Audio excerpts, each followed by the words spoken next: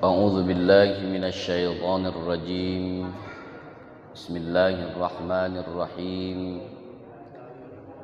Assalamualaikum warahmatullahi wabarakatuh. Bapak Ibu yang dirahmati oleh Allah, pada pagi hari ini saya mengutip ceramah dari seorang syekh mantan mufti Palestina, Ismail Bulbul. Beliau menjelaskan tentang manusia ini dibagi lima, dibagi menjadi lima. Yang pertama adalah Islam atau Muslim. Yang pertama itu manusia ini Muslim. Tetapi Muslim ini kadang-kadang juga tidak sempurna. Kenapa? Kalau kita lihat rukun Islam ada lima. Rukun itu arti rukun artinya bagian. Bagian. Kalau rukun Islam berarti bagian dari Islam, maka lima ini harus masuk bagian-bagiannya. Ibarat sebuah puzzle, bagiannya terpisah. Tapi puzzle ini tidak sempurna ketika ada satu bagian yang tidak masuk. Contoh, ada orang yang mengaku dirinya Islam, Muslim, dia sholat tapi tidak puasa. Berarti puzzle puasanya tidak masuk. Nah, bagiannya tidak ada. Ada orang puasa tapi tidak sholat. Itu kan? Nah itu. Ada juga ia sholat dan puasa tapi tidak zakat. Kalau tidak mampu itu lain urusan. Kemudian juga termasuk haji. Ustaz, haji tidak mampu, lain urusan karena ada pada pengecualian. Nah, kalau fazal-fazalnya tidak lengkap, maka bagaimana dikatakan seorang Muslim? Syahadat dari lahir sudah Muslim, dari lahir karena keturunannya adalah orang tuanya Islam, maka dia pun ikut Islam. Kapan dia bersyahadat kalau tidak pernah sholat? Maka pada saat dia sholat, di sanalah ada ikrar yang ia sebutkan. Kapan? Pada saat tasyahud. Nah, tasyahud itu adalah syahadat. Asyhadu la ilaha wa asyhadu anna Muhammadar Rasul. Di situ berarti kalau dia setiap syahadat itu ada dua. Salat subuh sekali atau dua? Sekali. Salat maghrib dua kali. Salat isya dua kali. Salat zuhur yang subuh baik cuma sekali kan? Yang lainnya dua. 2 kali 4 8, berarti 9 kali dalam sehari semalam memperbarui syahadatnya, kesaksiannya. Tasyahud itu apa hukumnya dalam salat? Apa masuk kategori rukun salat? Nah, maka ada orang dia menyatakan dia Islam, nah itu baru satu tingkatan pertamanya, Islam itu. Kita masih banyak yang belum sempurna keislamannya. Belum sempurna keislamannya. Jadi wajarlah kalau kau ngomong, "Ai kau ini kafirnya." Nak marah gitu. Nah itu. Salat tak pernah misalnya. Kapan puasa tak tahan? Nah, kapan puasa tak tahan? Banyak tak tahannya. Termasuk mungkin kemarin 9 Zulhijjah. Ada yang tidak puasa. Cuma sehari. Tidak tahan. Apalagi yang sebulan. Sehari beda tahan, apalagi sebulan. Nah maka ini yang pertama, Muslim. Kita lewat belum kategori ini. Baru yang kedua adalah mukmin atau beriman.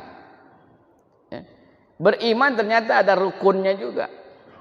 Rukunnya ada 6. Rukunnya ada 6.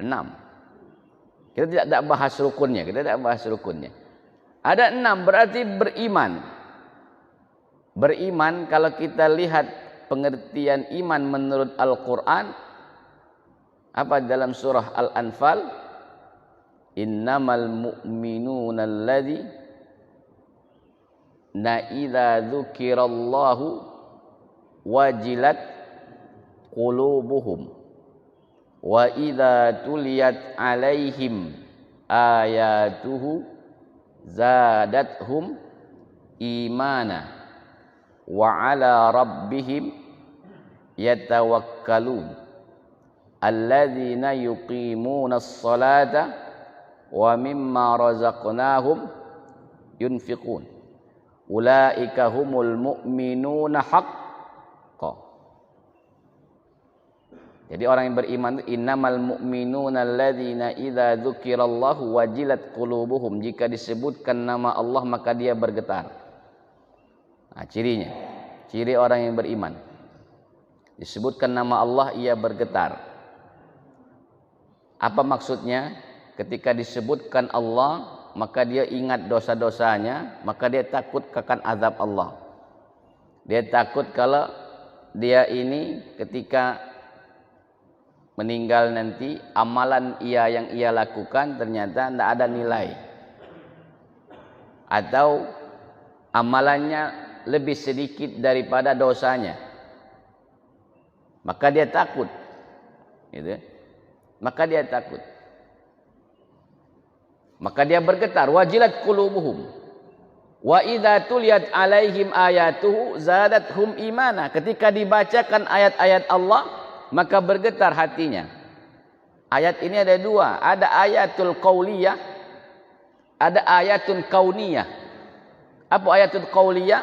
Itulah Al-Qur'an. Ayat Al-Qur'an. Nah, itu namanya ayatul qauliyah yang kita baca. Kadang-kadang orang baca Quran, jangankan kita nak ini bertambah keimanan, ngobrol be lagi ada. Coba kalau sekarang kan pandemi ini mungkin jarang sedekah, banyak acara. Kalau lagi tidak pandemi, coba kalau orang lagi baca Quran, acara sedekah itu, yang ngaji, yang cerita, yang panitia, ada tak yang mendengarkan? Nah, kita yang kehidupan kita sehari-hari, kira-kira bertambah tidak keimanan ketika kita tidak mendengar? Kadang-kadang juga Pak, khotib di pucuk mimbar, jangankan nak mendengarkan, tidur masih lemah Pak. Yang parah itu sambil ketawa-ketawa, senyum-senyum dewek, megang HP. Benar tak? Kalau kamu tidak percaya, kamu perhatikan weh. Sesekali kamu tegak, waktu khotib naik pucuk mimbar, kamu tegak jingok jamaah. Pasti ada Pak yang mak ini nah. Allahu Akbar. Terlepas menarik atau tidak menariknya yang disampaikan oleh khotib, saya sebenarnya kadang-kadang ingin rasanya menegur. Cuma karena kebiasaan kita di Indonesia tidak biasa, maka jadi takut jadi polemik. Nah, jadi polemik itu. Apa polemiknya? Nah, khotib menegur jamaah, padahal boleh sebenarnya. Boleh itu Pak. Boleh. Khotib di atas mimbar menegur jamaah ketika tidak mendengar. Kenapa? Nah itu. Yang tidak boleh itu kalau kamu. Nah, yang tidak boleh kalau kamu. Tidak boleh. Itu ayatul kauniyah. Adapun yang disampaikan berupa Al-Quran dan hadis, berarti kalau Al-Quran berarti ayatul qauliyah. Makanya banyak orang begitu keluar dari masjid, Assalamualaikum warahmatullah, Assalamualaikum warahmatullah, tidak ada pengaruhnya apa yang ia lakukan, tidak berpengaruh. Wa idza tuliyat alaihim ayatu zadatuhum imana wa ala rabbihim yatawakkalun. Orang yang bertawakal kepada Allah. Tapi tawakal kita kadang keliru. Apa tawakal keliru? Sudah tidak mau berbuat apa-apa lagi. Tawakal itu ikhtiar, baru tawakal. Mungkin sudah sering mendengar cerita tawakalnya para sahabat.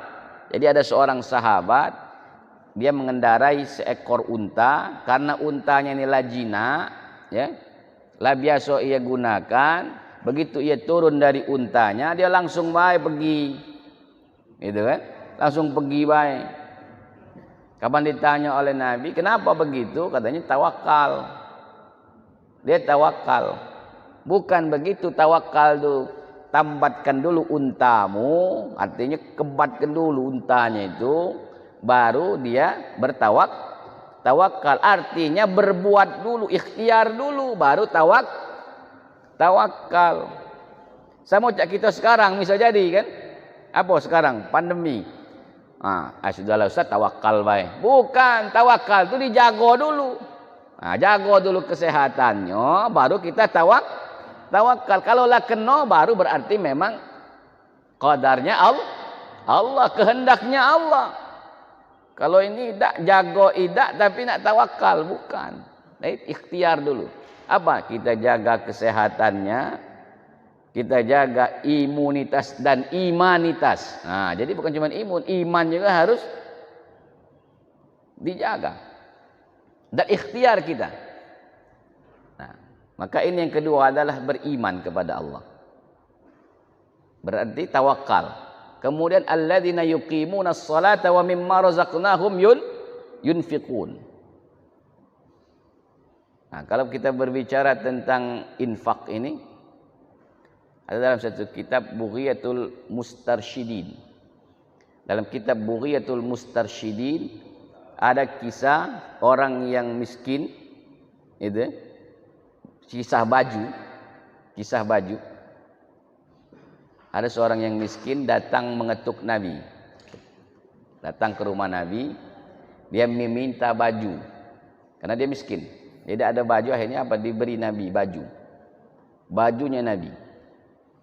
Sama orang miskin tadi itu, karena ini baju Nabi, dia ternyata namanya miskin, bukan cuma butuh baju, butuh makan, butuh segalanya, butuh kebutuhan hidupnya. Maka baju tadi disampaikan kepada orang-orang situ, siapa yang ingin membeli baju ini? Baju ini baju Nabi. Siapa yang tidak galak? Baju orang yang mulia. Kamu tunjuk baju ustaz, kira-kira galak tak? Nah baju itu ustaz yang terkenal, misalnya Ustaz Abdul Somad. Kalau Ustaz Denny mungkin tidak ada terkenal, biasa baik kan. Nah baju Ustaz Somad, pecinya merek UAS biar kamu beli, tahan kan? Itu. Nah itu kamu jual. Ada seorang buta kaya. Dia buta tapi kaya. Dia bilang sama asistennya lah. Ya, asisten ini mungkin untuk nuntun dia segala macam, karena dia kaya kan. Coba beli baju Rasul itu, berapapun harganya ambil. Berapapun, tidak nawar lagi. Kalau kita masih tidak nawar, itu tidak nawar lagi. Akhirnya apa? Dibelilah baju itu dengan harga yang mahal. Karena dia orang kaya. Nah ketika dia dapat baju itu, dia berdoa. Semoga dengan perantara baju ini, yang matanya buta itu disembuhkan oleh Allah Subhanahu wa taala. Disembuhkan oleh Allah Subhanahu wa taala matanya yang buta. Ternyata memang Allah sembuhkan matanya. Kemudian baju tersebut, karena dia sembuh, matanya sembuh, karena baju tersebut adalah baju milik Rasulullah dan ia tahu itu adalah milik Rasulullah, akhirnya apa? Baju itu dikembalikan lagi kepada Rasulullah. Begitu nerima baju itu, ketawa Rasul. Hingga dalam riwayatnya itu terlihatlah gerahamnya. Karena Nabi ini jarang tertawa sampai ngakak gitu kan. Nah, sampai gerahamnya terlihat. Kenapa? Baju yang dia njuk tadi tiba-tiba balik lagi ke dia gitu kan.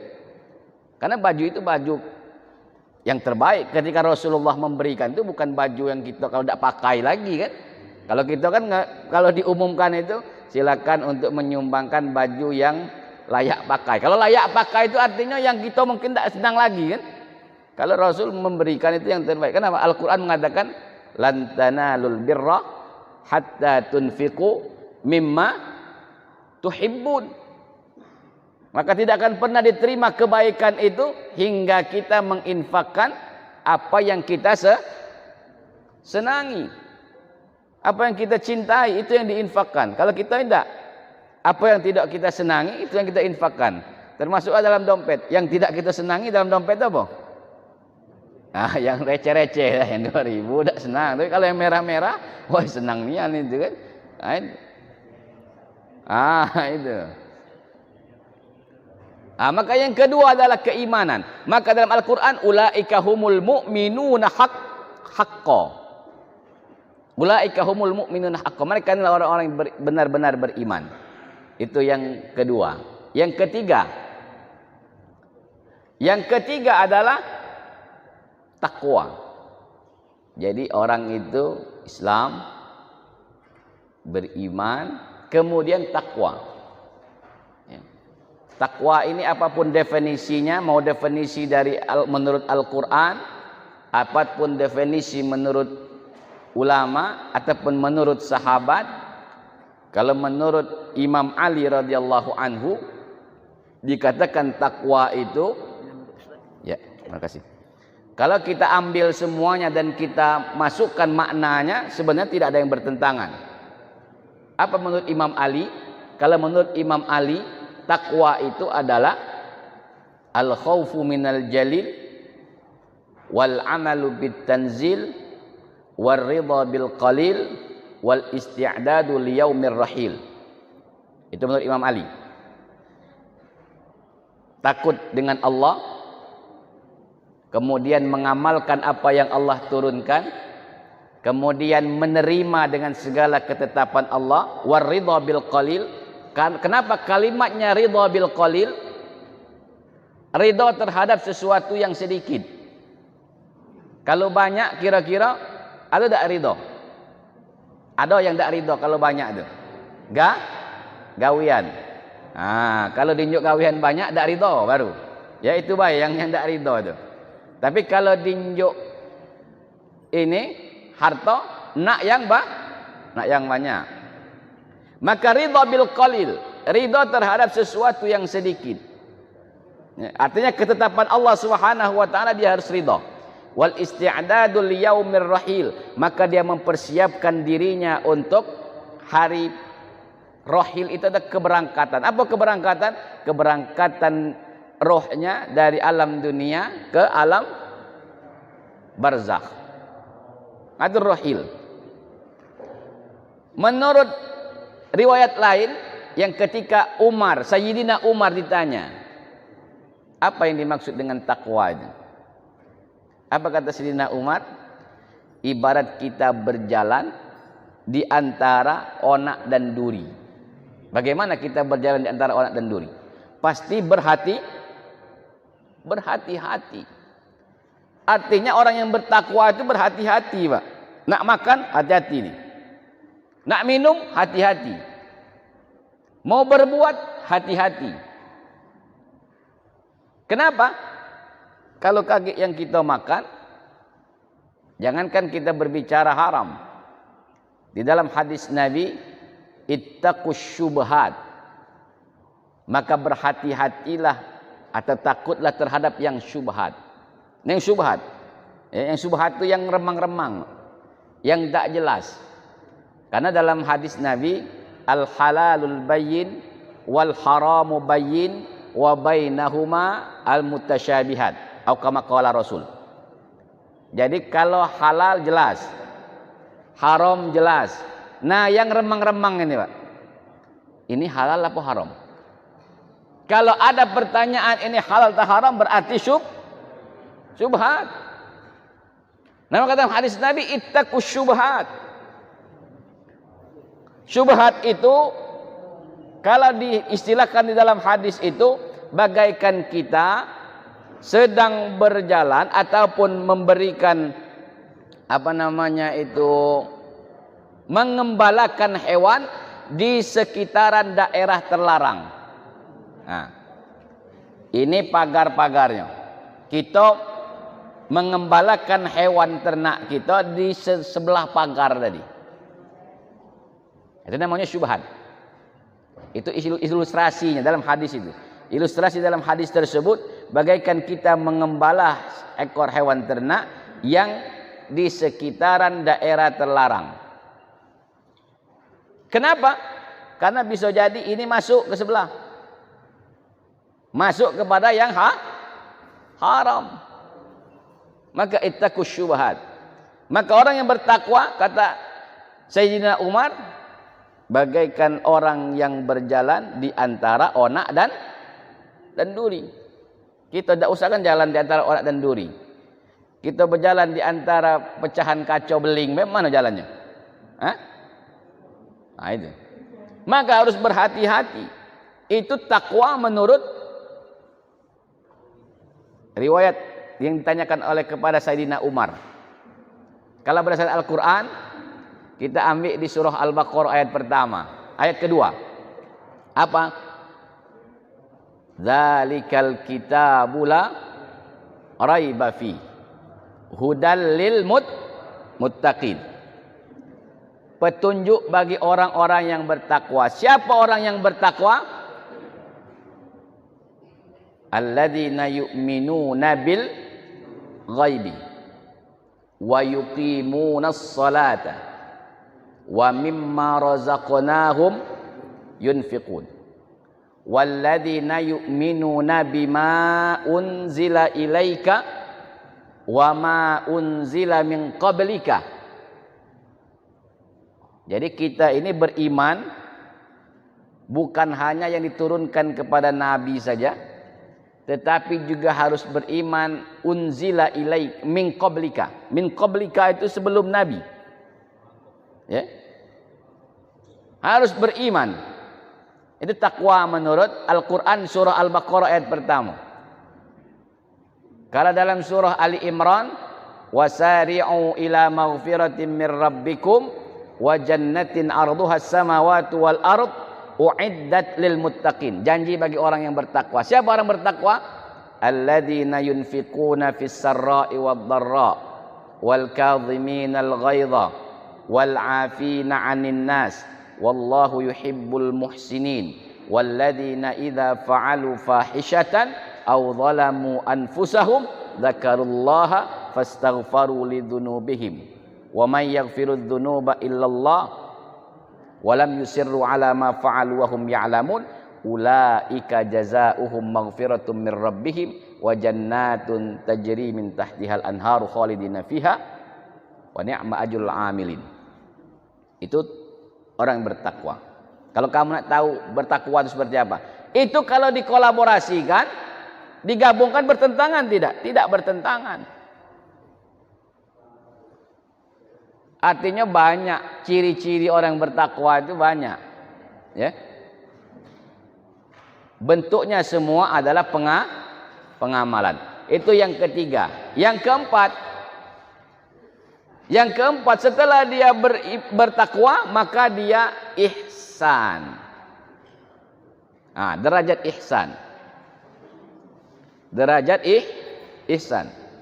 Hadis Nabi, ya, dalam hadis Nabi ihsan ini ketika malaikat Jibril, dia bahasanya adalah bertanya kepada Nabi. Malaikat Jibril dengan tampilan sebagai manusia, pakaiannya putih, ya, pakaiannya putih, kemudian tidak ada bekas perjalanan.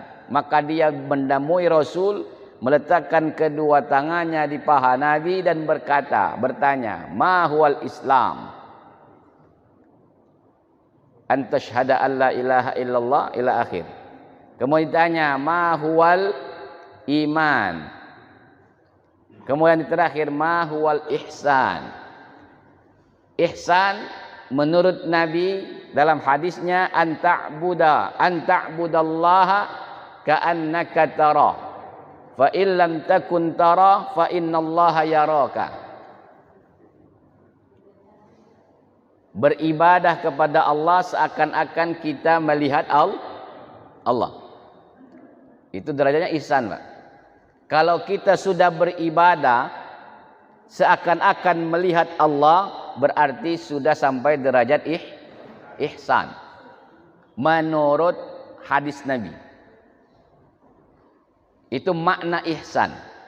Jadi kita beribadah seakan-akan melihat Allah, beramal seakan-akan melihat Allah. Tapi kalau kita tak mampu melihat Allah, maka sesungguhnya Allah melihat kita.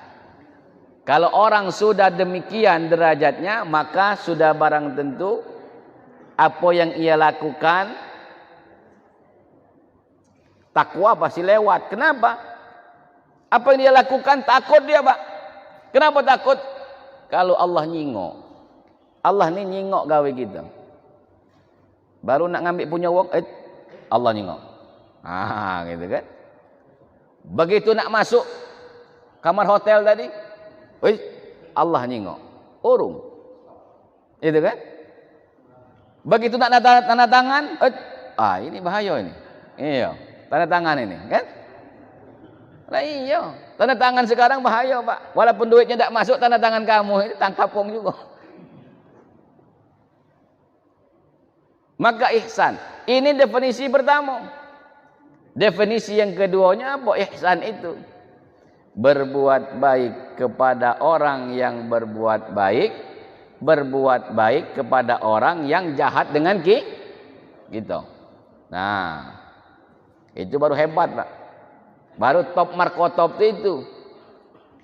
Kalau berbuat baik dengan wong berbuat baik dengan kita, mudah tak?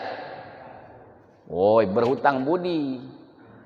Pasti ada rasa hutang budi. Kenapa kamu baik nian dengan dia tuh? Aku waktu saro itu dia nolong aku. Maka giliran aku menolongnya. Tapi bak mano kalau wong itu jahat dengan kamu? Kamu ni berkurban njuk tetangga sebelah. Apa dia nak ngenjuk dulu? Bak mano dia? Tapi itu di sebelah kami sana, Pak. Ada sebelah kami sana. Mas sebelah sini tak ada. Iya.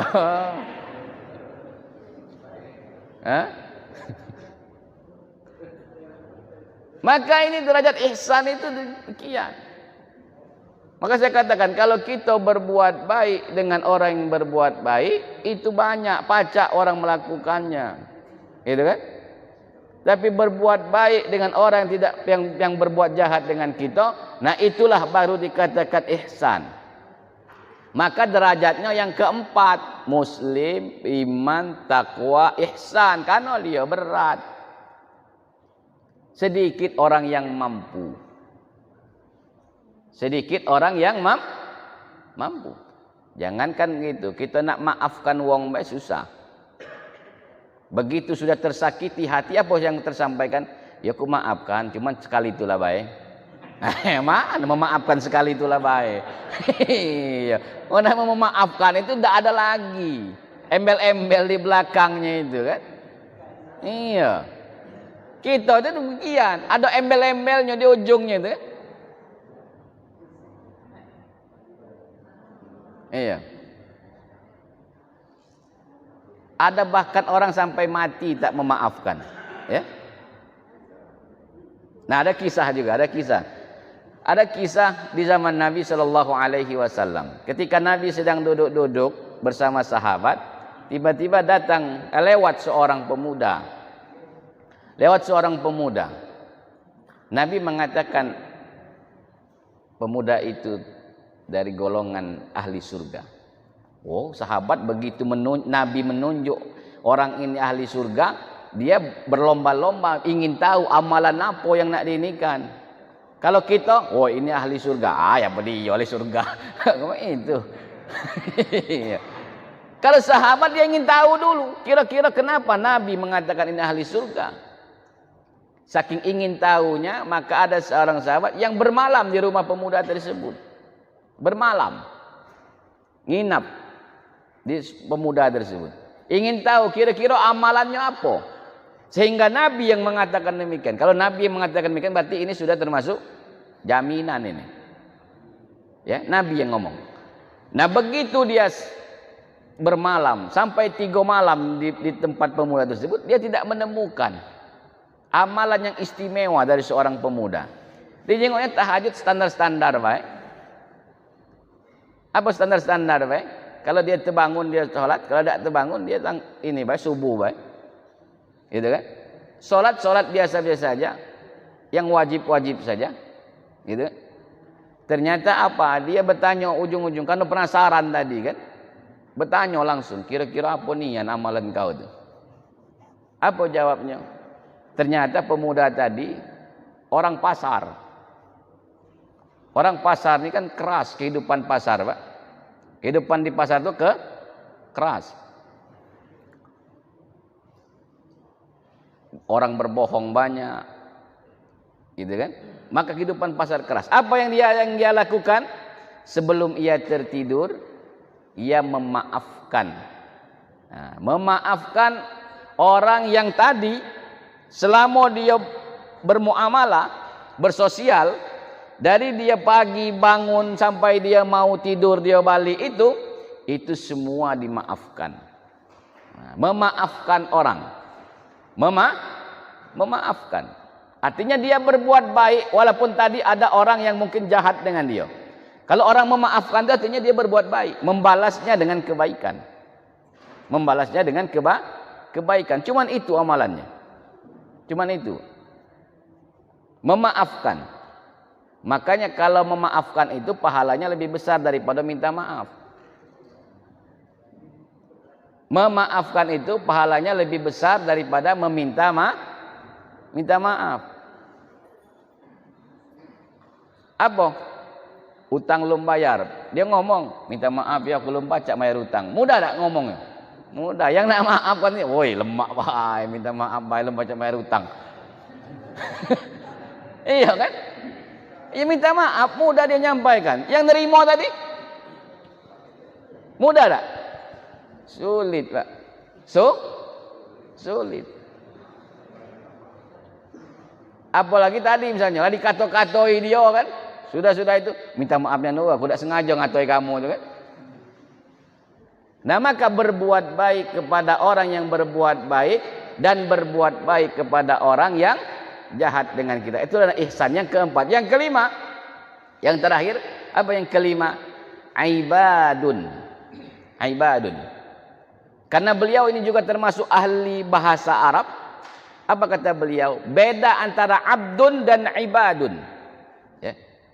Kalimat abdun dalam bahasa Arab, abdun itu hamba. Tapi semua tanpa terkecuali.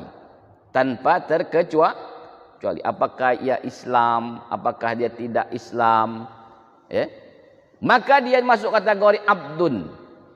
Tapi kalau kalimat ibadun khassatan lil mu'minin, orang-orang yang khusus bagi orang-orang yang beriman. Kenapa?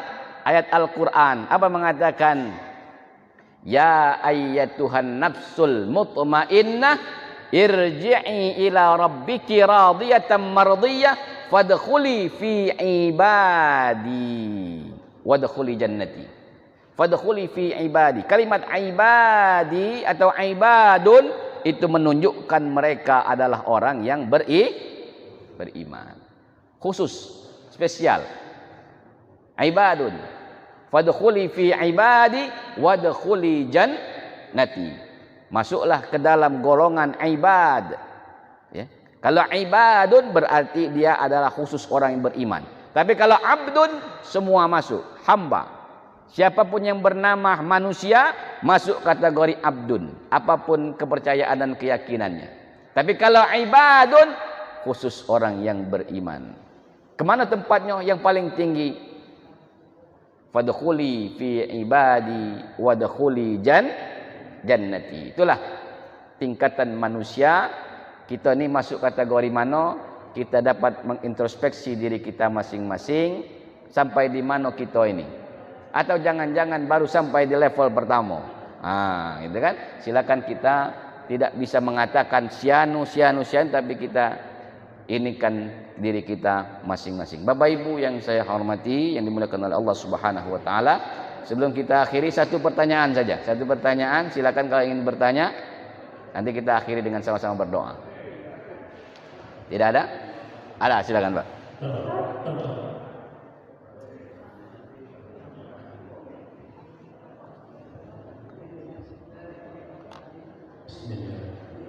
Assalamualaikum warahmatullahi wabarakatuh. Assalamualaikum warahmatullahi wabarakatuh. Cuma ada dua pertanyaan.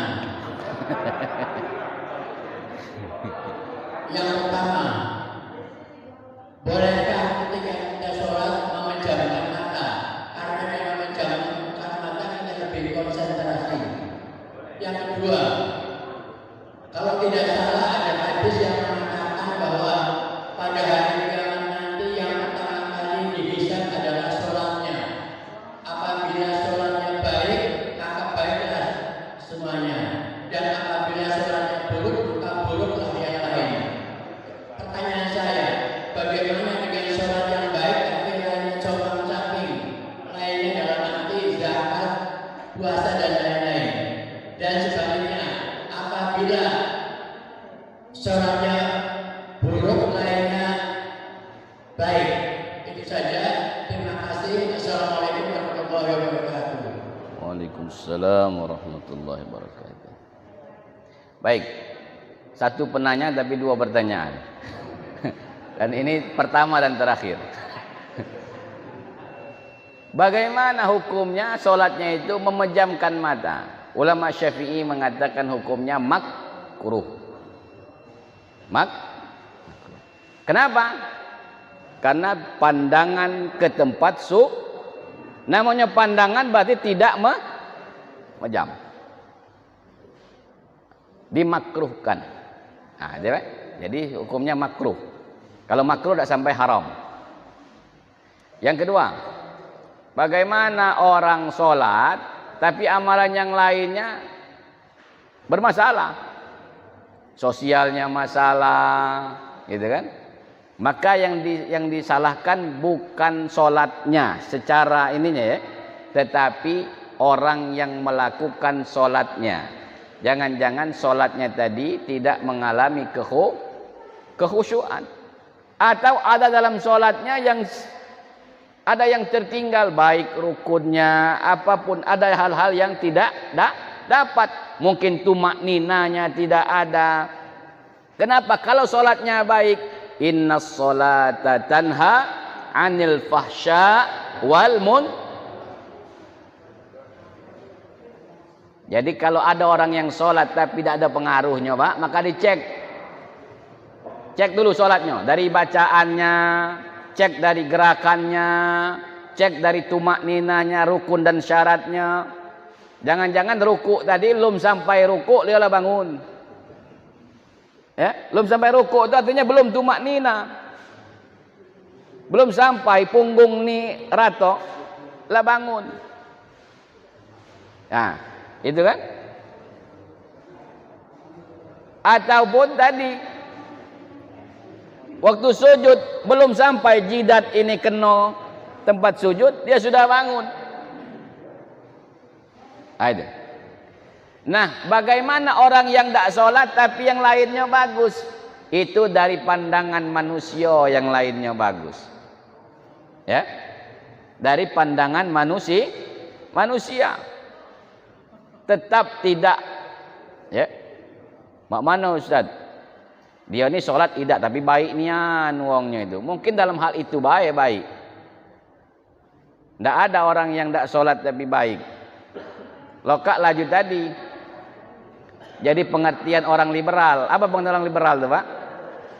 Sesungguhnya sholat itu mencegah perbuatan keji dan mungkar. Di baliknya maknanya, kalau kamu tidak berbuat keji dan mungkar, maka tidak perlu sholat. Nah, ya, maka logika itu jangan digunakan. Tidak mungkin orang tidak sholat pasti baik. Yang bagus adalah ia sholat dan baik. Nah itu. Ya. Jadi orang yang sholat pasti amalan yang lainnya baik. Kalau ada orang yang sholat amalannya yang lain tidak baik, maka kita cek sholatnya. Nah, yang kita cek dia mengerjakan sholatnya. Jadi bukan subjek sholatnya yang salah, tapi pelakunya yang salah. Ya, pelaku sholatnya yang apa yang salah? Bisa jadi tadi tumak ninanya tidak dapat, bacaannya yang tidak sempurna, gerakannya yang tidak sempurna, maka itu yang menyebabkan tidak berpengaruh sholat tadi.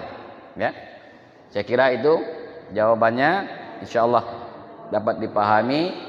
Maka kita akhiri dengan sama-sama kita berdoa. A'udzubillahi minasyaitonirrajim. Bismillahirrahmanirrahim. Alhamdulillahirabbil alamin, hamdasy syakirin, hamdan na'imin, hamdan yu'afi ni'amahu wa yukafi'u mazidah. Ya Rabbana lakal hamdu kama yanbaghi li jalali wajhikal karim wa 'azimi sultanik. Allahumma anfa'na bima 'allamtana wa 'allimna ma yanfa'una. Allahumma inna nas'aluka 'ilman nafi'a wa qalban khashi'a wa lisanan dzakira wa yaqinan sadiqa wa rizqan halalan tayyiban wasi'an mubaraka wa 'amalan mutaqabbala. Allahumma taqabbal minna du'aana innaka antas samiul alim wa tub alaina innaka antat tawwabur rahim. Rabbana atina fid dunya hasanah wa fil akhirati hasanah wa qina adzabannar. Walhamdulillahi rabbil alamin. Assalamualaikum warahmatullahi wabarakatuh.